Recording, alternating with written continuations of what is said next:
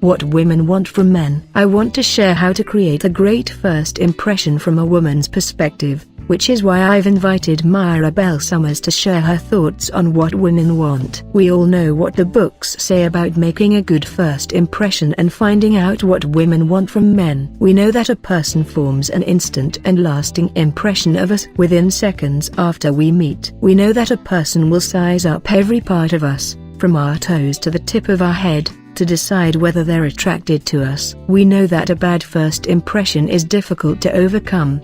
But what do we do about it? Well, if you're like most guys, you stress yourself out about it and get so nervous before meeting a girl for the first time that your hand gets all sweaty and your mouth gets so dry that you swig down a massive gulp of your beer, causing you to cough uncontrollably and her to back off with a wrinkled nose and a polite eyebrow raise. Stressing yourself out about what women want and the kind of first impression you're making is guaranteed to give her a bad first impression. As a researcher in the field of dating and relationships, I've often sat in clubs or restaurants or cafes watching people interact. From a distance, it's usually quite easy to see what's going on. It's easy to tell who is interested in one another, who's bored, who's hoping to get laid, and who's wishing the other person would just go away. But as easy as it may be to see what's going on between a couple of strangers, I know that when it comes to seeing myself, I'm as blind as anyone. We can't really see the way that we interact with others. That's because we can't see ourselves when we're in the midst of a conversation.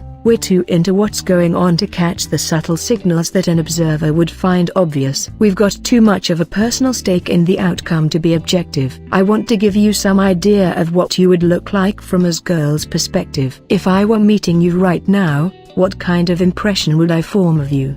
And what would it be based on? Tip number 1. Focus on your inner game, not your looks. My first impression of a lot of guys I meet is that they've pinned all their confidence on their looks rather than any inner qualities they might possess. Although outwardly they appear confident, I can tell that they put a lot of time in front of the mirror to get their appearance just so. Their hair is artistically mussed, their shoes are shined, they've got a watch that obviously cost them a pretty penny, and so forth. Their confidence comes from their assumption that a girl will look at them and think, he's hot. Newsflash: girls see more than what you look like. In fact, your clothes are just an interesting starting point. We're more interested in the whole package: body language, inner confidence, sense of authority, social status, etc., etc. Women are infinitely better at reading body language than men, so we're finding out a heck of a lot more about you than you could imagine. We can literally see the holes in a guy's self-esteem and where he's patched those holes up with bravado and a big pocketbook. That's why I encourage guys to stop focusing so much on looking like metrosexuals,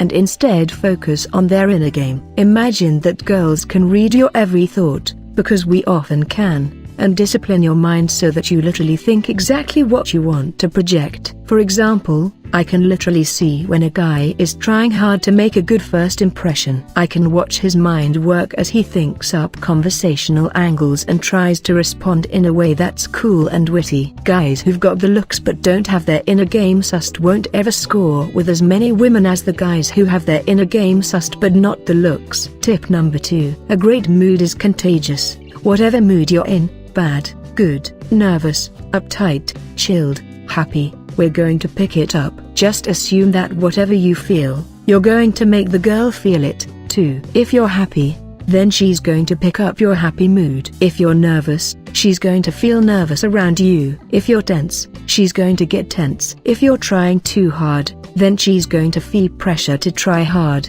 and no one likes to have to work at something. From a personal perspective, there's nothing more annoying than being with a guy who's trying hard to make a good first impression. Unless it's being with a guy who's trying so hard not to try that he's more boring than a bump on a log. Look, if you try too hard, it's not going to work. But if you don't try at all, thinking, yeah, I'm too cool to even bother making any effort for her, you're going to come across as energetically dead. Your energy level really matters when it comes to first impressions. It's like we get an instant read on your mood. If you're upbeat yet relaxed, our instant read is, this guy is fun.